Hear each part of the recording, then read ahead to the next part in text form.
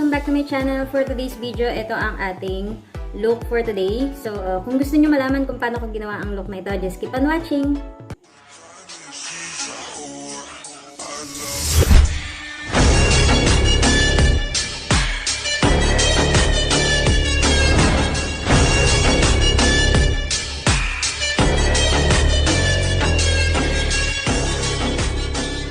At kung hindi pa pala nakaka-subscribe sa aking channel, please subscribe to my channel and click that notification bell para sa mga susunod pang mga video.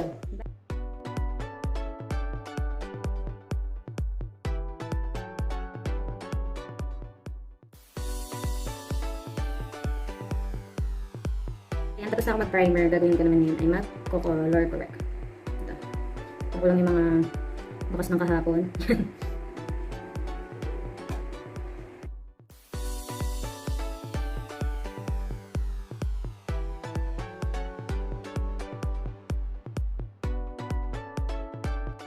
Then after nyan, mag-foundation na tayo.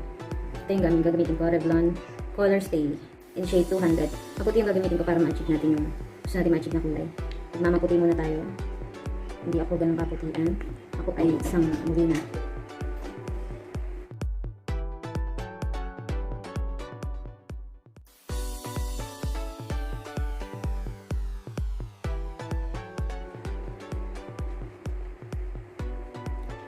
So ayan, ang gagawin natin ngayon ay mag-concealer. Lagyan tayo ng konting concealer. Pero maganda na yung coverage niya. Maganda yung coverage ng ating Revlon. So, pero lagyan natin ng konting concealer para medyo matakpan pa ang ating dapat takpan.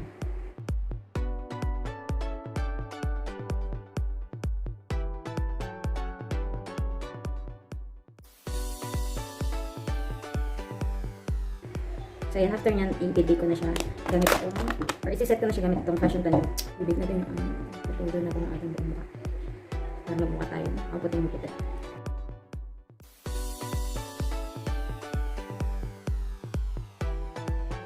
Kilay na tayo. Medyo tatapangan natin ang ating pilay ngayon. Sira na siya. Tanggal lang yung pagkakadikit. Pero very pa naman niya. Kapit lang guys.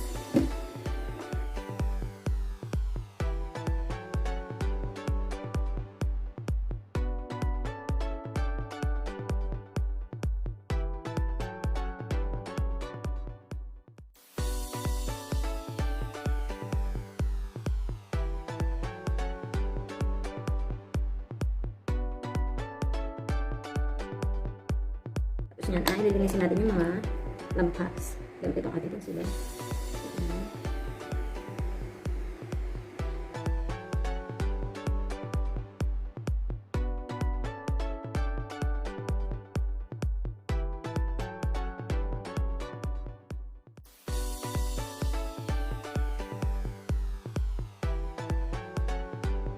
Yan, after nyan, i-blend ko muna. Tatanggalin ko muna yung mga powder.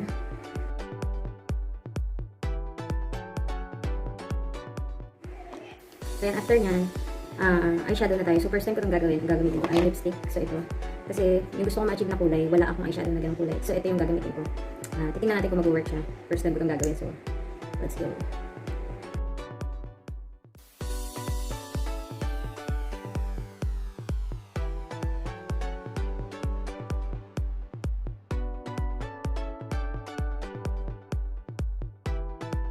So dahil matte siya, ang hirap niyang, pag natuyo na siya, ang hirap niyang habulin. So katulad niyan, mas ma-red to. Itatry ko naman siyang i-blend. Lalagyan ko siya ng, gagamitan ko na lang siya ng medyo kahawig na blush on. Baka sakaling mag-ano siya, mag-set. At mas maging maganda yung finish niya. So ito yung gagamitin ko. Yan, ganyan yung kulay niya. So malapit na yung kulay niya, kaya titignan natin.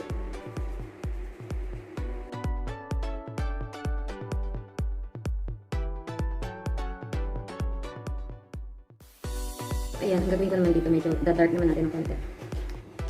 Nakakita ko dito sa isang palette na super red. So, ito siya. Ayan. Shimmer nga lang siya. Pero, pwede na yan. Ganito na natin siya.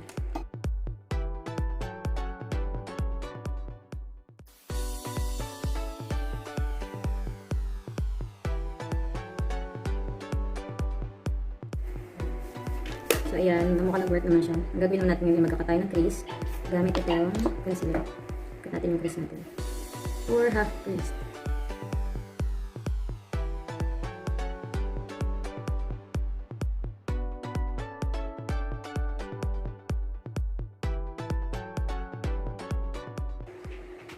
Ayan.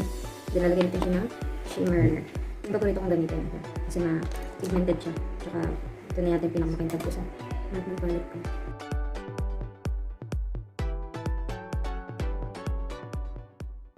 So ayan, after nyan, i-blend ko yung itong gitna para magmukha siyang isa lang, hindi siya yung halatang hinati siya. So, blend lang natin yung gitna. So after nyan, dito naman sa lower lash line, ang gagawin ko ay gamitin ko yung, ito yung nilagay ko ditong red. So, yun yung ilalagay ko sa ilalim ng aking, sa lower lash line. So, bago yun.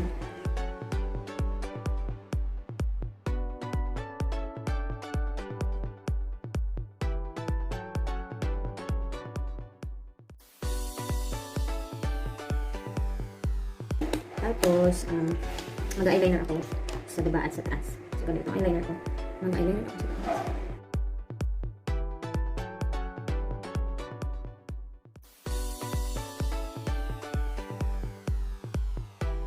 So, after nyan, lalagyan ko ng highlights itong dito. Sa lower part.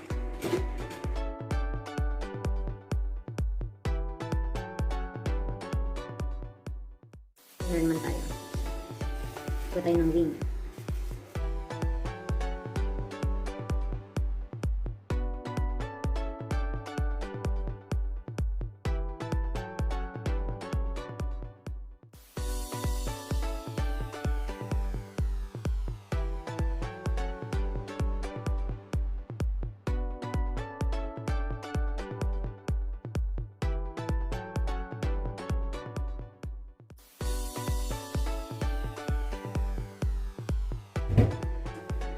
So, ayan, nakabit ko na ang aking false eyelashes. Tapos, nilagyan ko siya maliliit dito. Galing yan sa mga dati kong pinagputulan. So, ayun. Para pantay sila ng kapal. Ngayon, isiset ko naman ulit yung aking mukha ng foundation.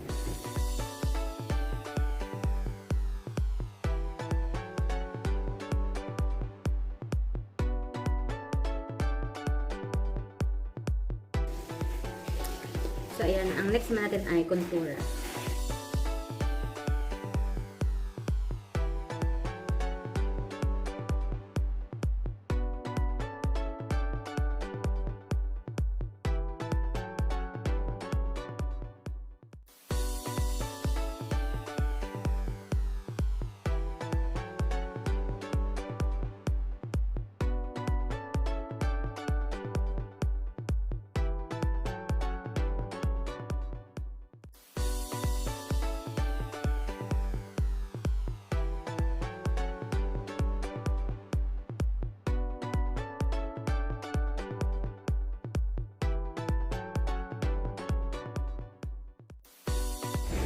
So, ayan. Next naman natin ay yung part dito. Pagamit ako ng lipstick na red para sa ating base. So, mag-drawing ako. So, ito yung gagamitin ko. Ito yung Maybelline to.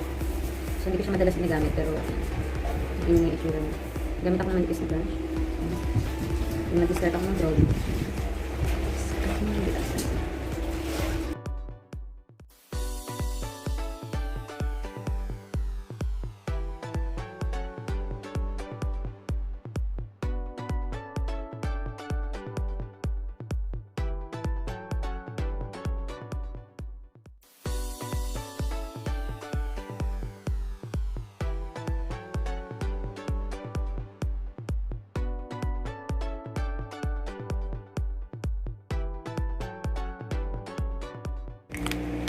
Tapos lalagyan natin ng konting eyeshadow yung gilid para hindi naman siya flat na flat. Na red yan.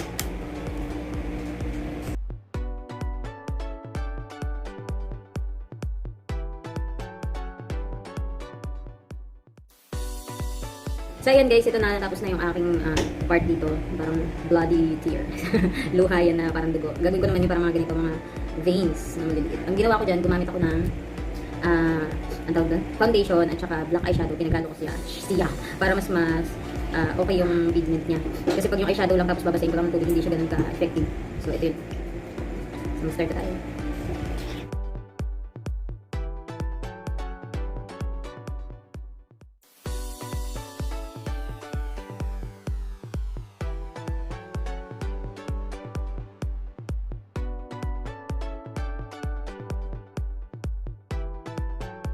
So yan, tapos na tayo sa black. Ang gagawin ko naman, dadagyan ko siya ng red. Mga red. So, yun pa rin yung gagamitin ko yung white. Ay, yung red na lipstick. Medyo red. Wala dyan.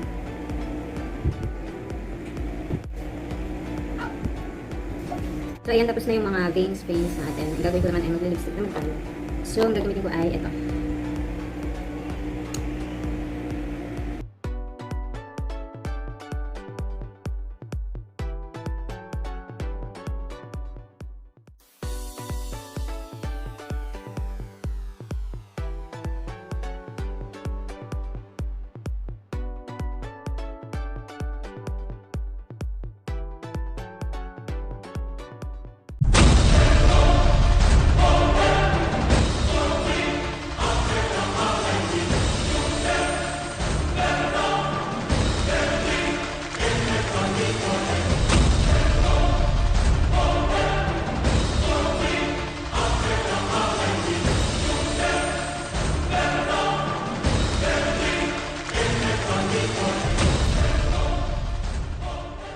So, ayan guys, this is the final look. Sana nagustuhan nyo yung video na to. At kung nagustuhan nyo, don't forget to like, share, and subscribe to my channel.